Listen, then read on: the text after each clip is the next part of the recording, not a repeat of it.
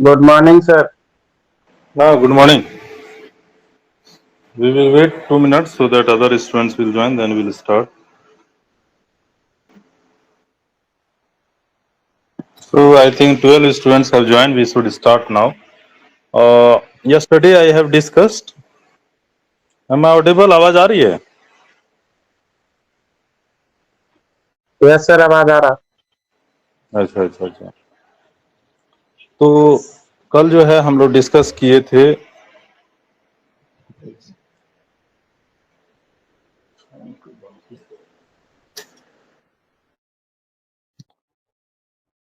कल हम लोग yesterday we have discussed about role of money in capitalist and socialist economy. एक second. So today we will discuss role of money in mixed economy. Basically, what is mixed economy? Try to understand. Mixed economy is the economy which can be handled through public-private partnership. It means government, some rules, some steps should be taken by private entity and some steps should be taken by government entity. So government and private both in short term we call private partnership. Public means government. Okay. Private means private entity. Private, like you are selling, like there is no restriction, you can sell some goods. Okay. But like railway things is governed by government of India. Okay. So some sectors, government has control on some sectors. Okay. कुछ चीज जो है central government के द्वारा हो रहा है, कुछ चीज प्राइवेट ऑर्गेनाइजेशन के द्वारा हो रहा है.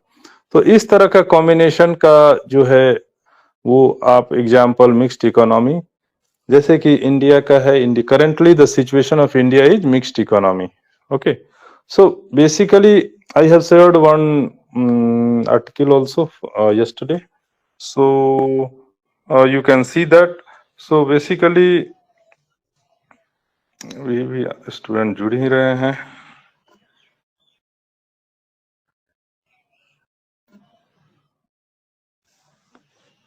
Okay, so we will start from there.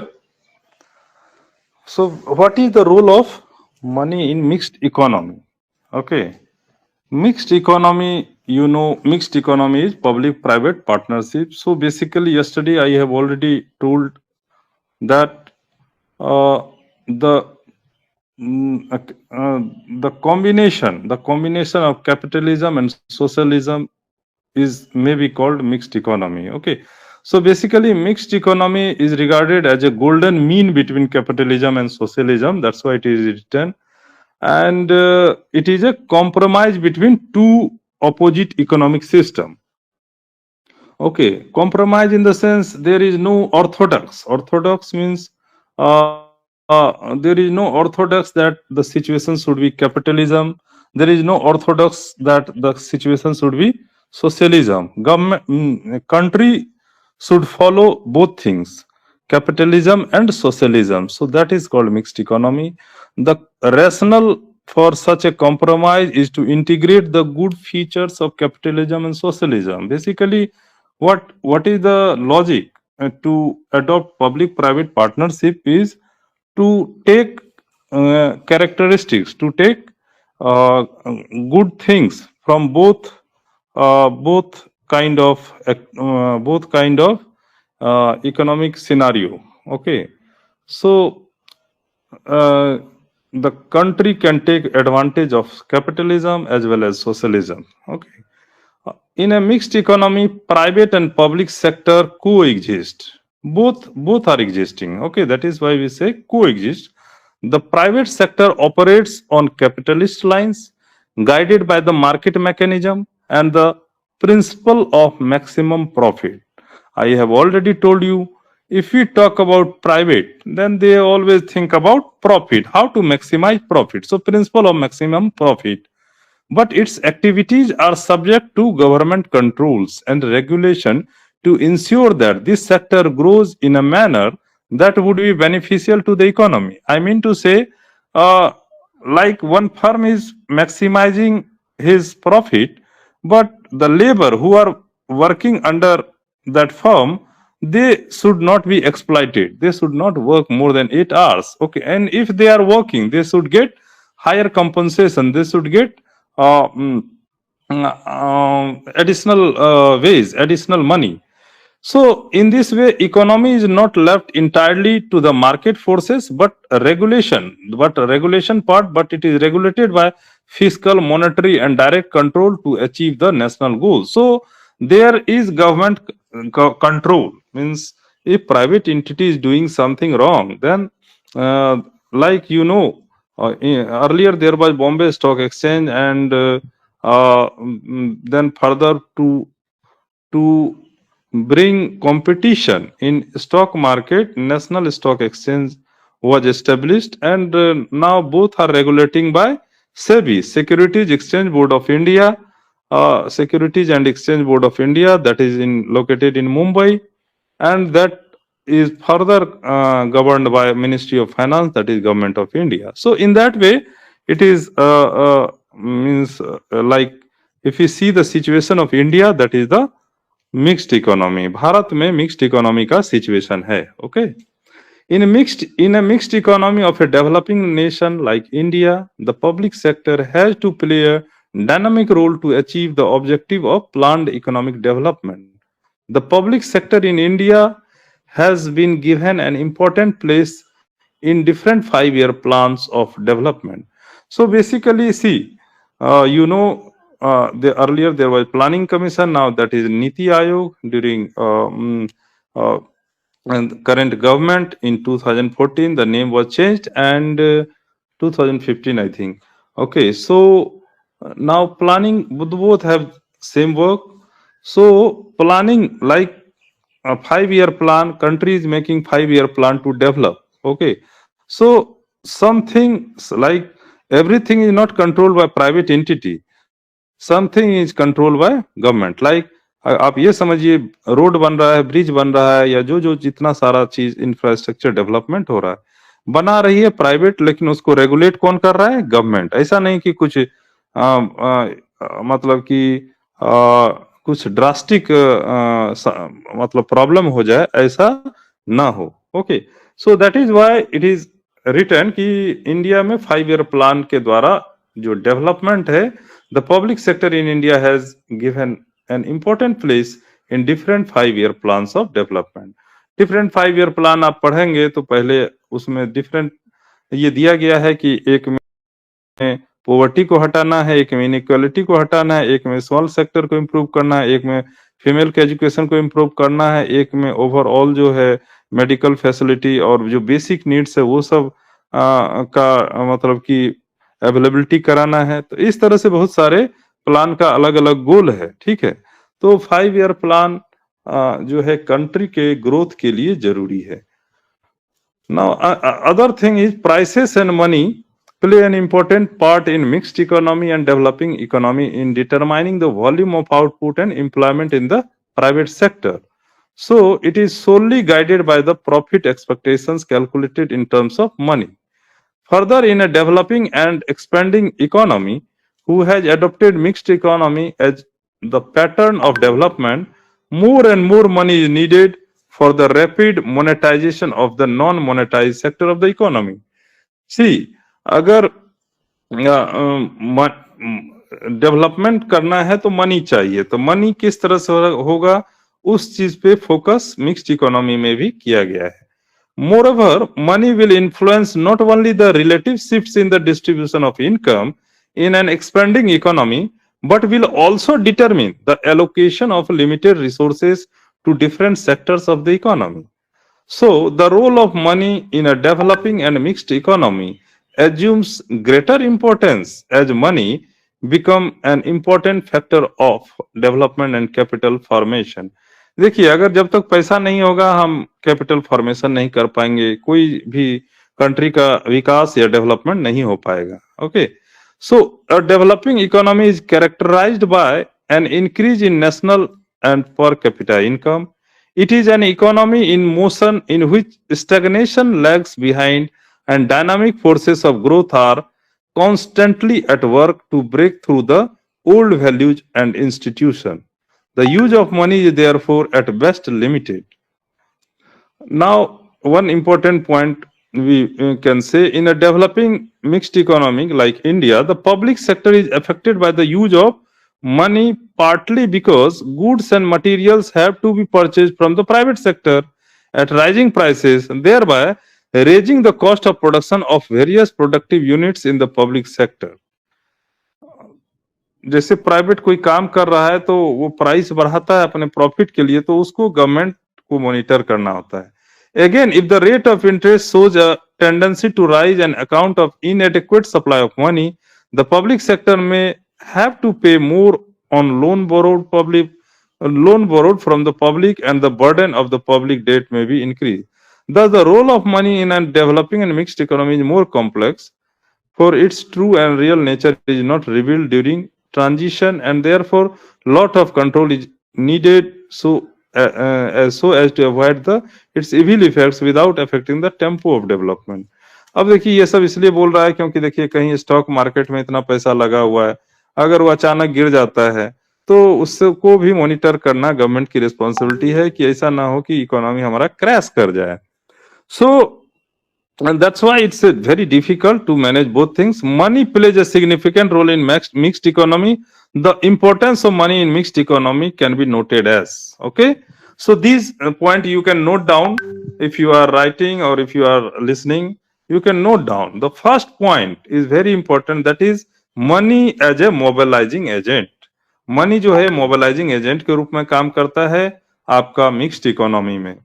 Apart from performing the conventional functions, that is a medium of exchange as a measure of value, as a standard of deferred payment, and as a store of value, money through the expansion of monetary economy and the development of money market plays an active development role in developing in mixed economy. Money acts as a great mobilizing agent in these economies in a number of ways, by increasing resources, generating new resources, and channelizing resources into productive investments.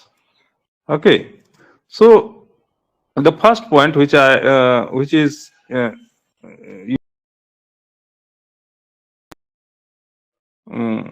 in shared document, the first point mobilizing, first point money as a mobilizing agent. Okay, so mobilizing agent in the sense, देखिए आप लोग सभी लोग देखिए money का जो function है तो याद कर लीजिए. मोबिलाइजिंग एजेंट में जो 4 लाइन लिखा हुआ है वो मनी का फंक्शन है शुरू का, दैट इज जो लिखा हुआ है मैं बता रहा हूं. हाँ, ये जो हाईलाइटेड है इसमें मनी क्या है, कोई पूछेगा मनी क्या है तो देखिए money as a medium of exchange, as a measure of value, as a standard of deferred payment, and as a store of value.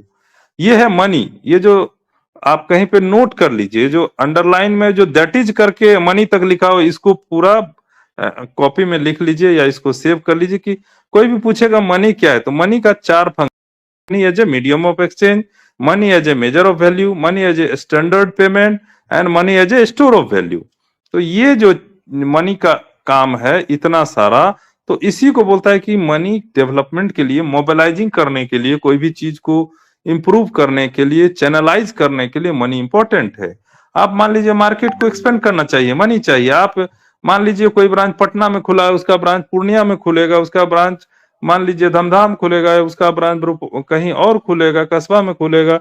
तो इस तरह से क्या है, उसके लिए रिसोर्सेस को चैनलाइज करना जरूरी है. Okay, so money as a mobilising agent, that is the one important function in mixed economy. Okay, और इसमें जो मैंने दैट इज करके जो लिखा हुआ वो मनी का डिफिनेशन है, जो कि कल भी मैं बताया कि मनी का क्या काम है. Money is a medium of exchange, money है as a measure of value, money is a standard of unit, और मनी आपका क्या है, जो है मनी आपका जो है स्टोर ऑफ वैल्यू है. तो इस तरह से 4 फंक्शन है मनी का. ठीक है, तो ये फंक्शन तो याद रख लीजिए. कहीं भी आपको देखिए, कभी भी आप उसको कभी किसको एक पोएम के रूप में भी कोई लिखा है, money is medium of exchange, money is a measure of value, कोई बुक में इसको 4 लाइन को ही एक पोएम बना दिया है, ठीक है।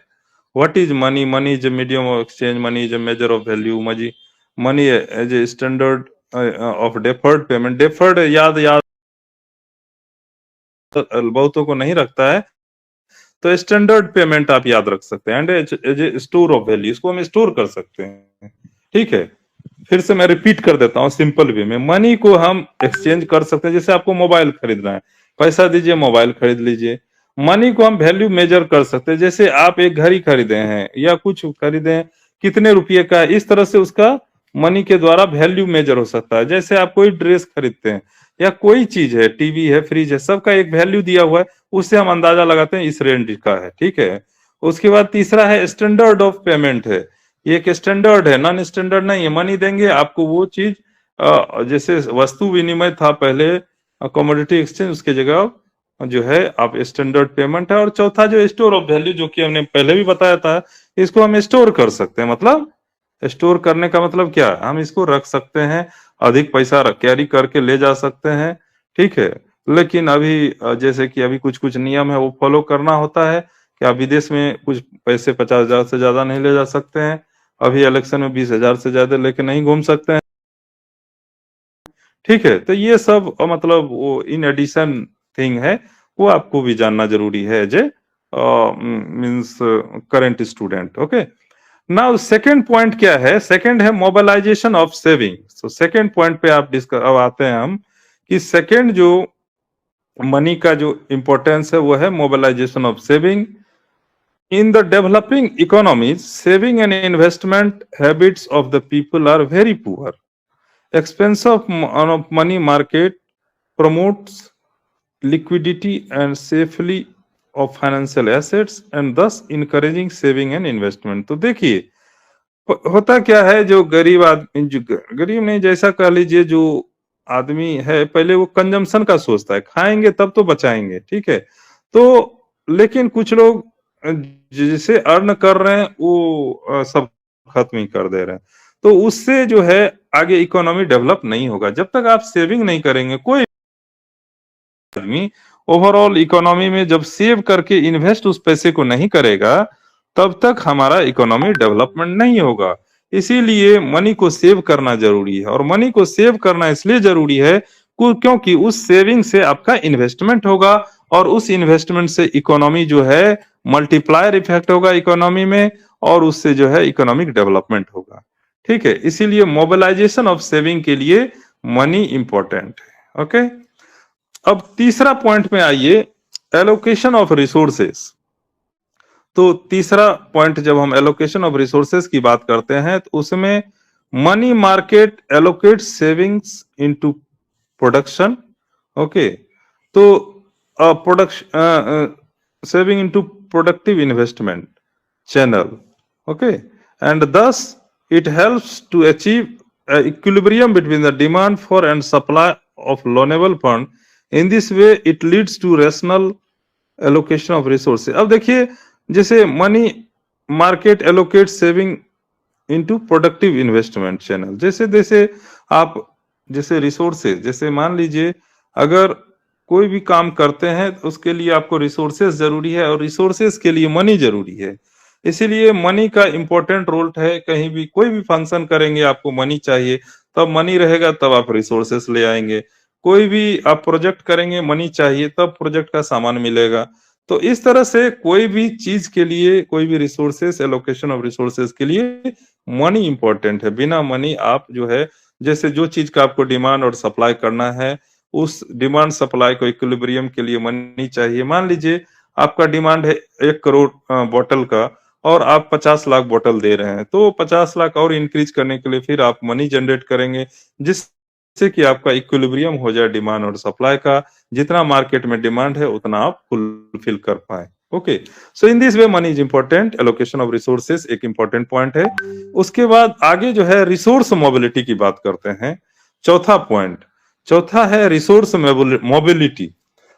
देखिए एक्सपेंशन ऑफ मनी जो है वो, मतलब बार बार हम एक्सपेंशन ऑफ मनी का मतलब बोलते हैं मनी से और ज्यादा पैसा कमाना, ठीक है। मैं expansion of money economy increases the mobility of financial resources by enabling the transfer of funds from one sector to another. Such flow of fund is essential for growth of economy and commerce. तो देखिए, जैसे अभी हमने stock market का example लिया, या आप mutual fund की बात करेंगे, या बैंक में ही पैसा रखते हैं, या पोस्ट ऑफिस में रखते हैं, या कहीं भी आप फाइनेंशियल मूवमेंट करते हैं, तो उसके लिए मनी जरूरी है, और मनी के द्वारा आपका स्टॉक मार्केट का वैल्यू बढ़ता है, या आप जो फंड म्यूचुअल फंड लेते हैं उसका वैल्यू बढ़ता है, या आप जिस चीज में आप ट्रांसफर करते हैं उस पैसे को, उससे उस सेक्टर का डेवलपमेंट होता है। तब जाके वो, देखिए स्टॉक मार्केट कैसे काम करता है, कंपनी जो आप ही से पैसा लेती है और कंपनी प्रॉफिट देती है, उससे आपको शेयर का वैल्यू बढ़ जाता है। तो पैसा लिएगा तब तो पैसा मिलेगा, तभी बिजनेस आप करेंगे, तब आगे बढ़ेगा सिचुएशन। ठीक है, तो इस केस के लिए रिसोर्स मोबिलिटी के लिए फ्लो ऑफ फंड को एसेंशियल करने के लिए मनी जरूरी है, और जब फ्लो ऑफ फंड होगा तभी ग्रोथ ऑफ इकोनॉमी होगा, और इकोनॉमिक और कॉमर्स और जो आगे जो फाइनेंशियल एक्टिविटी है उसमें इंप्रूवमेंट होगा। ओके, सो इस तरह से ये आपका जो है 4 इंपॉर्टेंट पॉइंट है जो कि आपको मनी के बारे में बताया। अब 5वां पॉइंट आएंगे, तो 5वां है increase in investment profits. Okay, और जैसे expansion of money through its inflationary effect, redistribution income and wealth in favour of entrepreneurial classes who have high propensity to save. With the redistribution, the profit and saving in the economy increase. The increase in saving is used for investment purpose. तो देखिए, investable profit को increase करने के लिए investment कहाँ से होगा? पहले सेविंग होगा, जो कि पहले भी उसको थोड़ा इधर घुमा के लिखा है। तो पहले इन्वेस्टेबल प्रॉफिट तब होगा इंक्रीज जब आप इन्वेस्ट करेंगे, तो इन्वेस्ट तब होगा जब आपका सेविंग होगा। तो इस तरह से इस पर्पस के लिए एक्सपेंशन ऑफ मनी जरूरी है। ठीक है, और मनी का रहना अनिवार्य है। इसके बाद 6ठा पॉइंट बोलता है resource generation through deficit financing. तो देखिए, डेफिसिट फाइनेंसिंग और inflation tax can provide adequate fund to the government for financial development programme in underdeveloped country. देखिए, वर्ल्ड बैंक से पैसा लेते हैं, जैसे मान लीजिए in an underdeveloped country where there is little scope for additional taxation due to low income of people and public borrowing is limited due to low level of saving, the government can resort to deficit financing to convert the deficit in the budget. तो देखिए, जैसे मान के चलिए भारत सरकार को मान के चलिए 500 करोड़ रुपए चाहिए और उसको 380 करोड़ रुपए ही है, 120 करोड़ रुपए आया ही नहीं, तो वो क्या करेगा? तो वो डेफिसिट फाइनेंसिंग कहीं से बोरो करेगा वर्ल्ड बैंक से, और बाद में उसे दे दिया जाएगा और उससे इकोनॉमी को डेवलप करने की कोशिश किया जाता है। इसीलिए मनी उस केस में भी जरूरी है। ठीक है, उसके बाद अगला पॉइंट आता है मोबिलाइजेशन ऑफ ह्यूमन रिसोर्सेस। आप जान रहे हैं एचआर मैनेजमेंट की बात, कि ह्यूमन रिसोर्स जो है monetization of economy by facilitating system of payments encourage the mobilisation of human resources.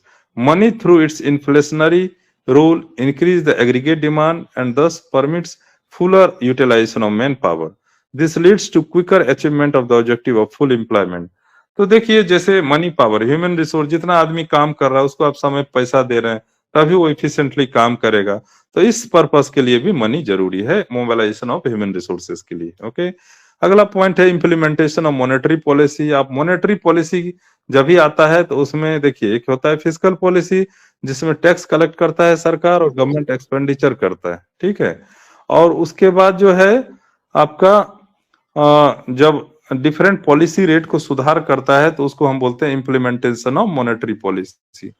ठीक है, तो मॉनेटरी पॉलिसी का इम्प्लीमेंटेशन के लिए भी जो है मनी मार्केट बहुत ही इंपॉर्टेंट है। ठीक है, उसके बाद रोल इन प्राइवेट सेक्टर।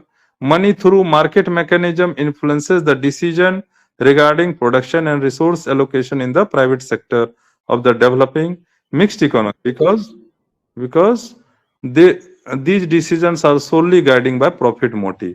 तो देखिए, प्राइवेट सेक्टर की बात कहा ही मैं कि मार्केट मैकेनिज्म को चलाने के लिए डिमांड सप्लाई के लिए मनी जरूरी है, जिससे कि वो इकोनॉमी को इम्प्रूव कर पाए, इकोनॉमी को और उसमें जो है वो प्रॉफिट भी अर्न करना प्राइवेट फर्म का मेन उद्देश्य होता है, ठीक है। गवर्नमेंट का उद्देश्य रहता है कि उसको मॉनिटर करें। उसके लास्ट पॉइंट है मोनेटाइजेशन ऑफ द इकोनॉमी।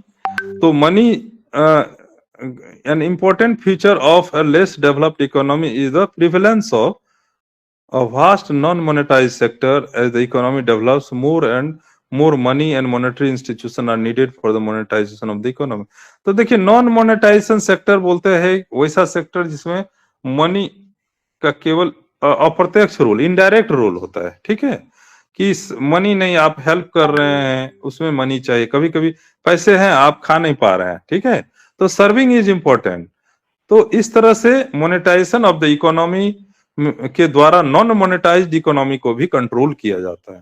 देखिए मनी तो आपका खाएगा नहीं, मनी के द्वारा जो नीडी पर्सन है उसको फूड अवेलेबल कराया जा सकता है। तो इस तरह से आपका मिक्स्ड इकोनॉमी में ये 10 इंपॉर्टेंट पॉइंट है जो कि मैंने शेयर भी किया है। वो 10 इंपॉर्टेंट पॉइंट आपका मिक्स्ड इकोनॉमी को दर्शाता है, ठीक है। मिक्स्ड इकोनॉमी का संक्षिप्त में अर्थ है पब्लिक प्राइवेट पार्टनरशिप। और पब्लिक प्राइवेट पार्टनरशिप में मनी का डिफरेंट, जैसे कि वो जो हम जब लिखेंगे मिक्स इकोनॉमी में, तो पहली बात हमें ये लिखना है कि आपका जो है मनी जो है कैपिटलिस्ट में जो इम्पोर्टेंट है और सोशलिस्ट में जो इम्पोर्टेंट है वो दोनों का कॉम्बिनेशन इसमें लिया जाता है, ठीक है। और उसके बाद जो है आपका ये जो 10 इंपॉर्टेंट पॉइंट लिखा है, जो सिग्निफिकेंट रोल है उसको पॉइंट वाइज आप लिख लेना है और उसके बीच बीच में उस बात को इंक्रीज मतलब एक्सप्लेन कर देना है। पहला पॉइंट है money as a mobilising agent, दूसरा पॉइंट है मोबिलाइजेशन ऑफ सेविंग, तीसरा पॉइंट है एलोकेशन ऑफ रिसोर्सेज, चौथा पॉइंट है रिसोर्स मोबिलिटी, पांचवा पॉइंट है increase in investment investable profits, छठा पॉइंट है resource generation through deficit financing, सातवां पॉइंट है मोबिलाइजेशन ऑफ ह्यूमन रिसोर्सेज, आठवां पॉइंट है इम्प्लीमेंटेशन ऑफ मॉनेटरी पॉलिसी, नौवां पॉइंट है role in private sector, money का रोल बहुत ही इंपॉर्टेंट है प्राइवेट सेक्टर में, और 10वां और लास्ट पॉइंट है monetization of the economy. Monetization of the economy के द्वारा जो है मॉनेटरी प्लस नॉन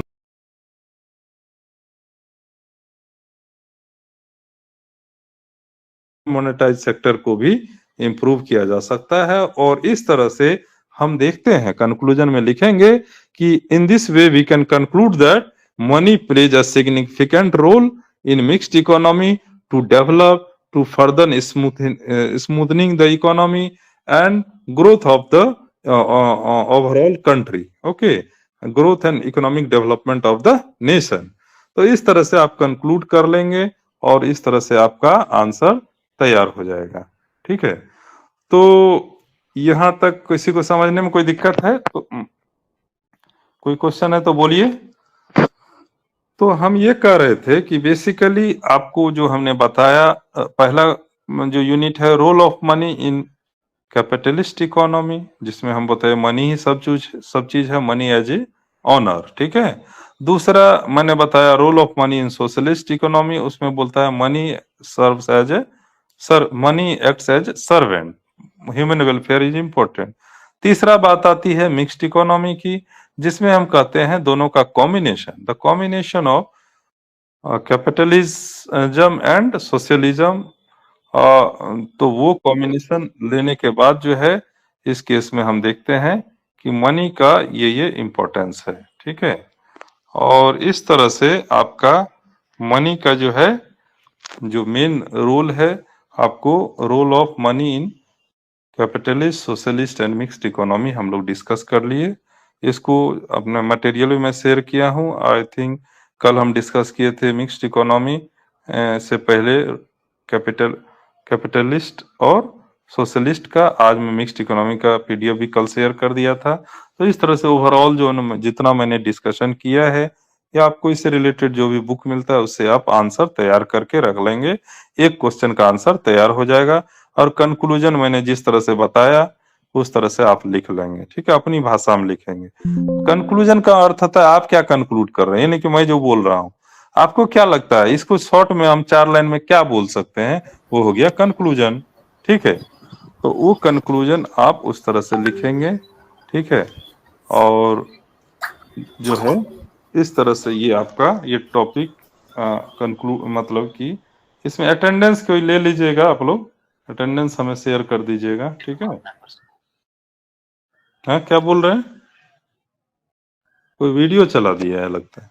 अच्छा, कोई बात नहीं। सो इस तरह से ये मटेरियल जो है आप लोग ये कर लीजिएगा, ठीक है। सेव कर लीजिएगा, ठीक है। I am closing my session now, we will meet in next week, okay. Thank you, sir. Thank you, sir.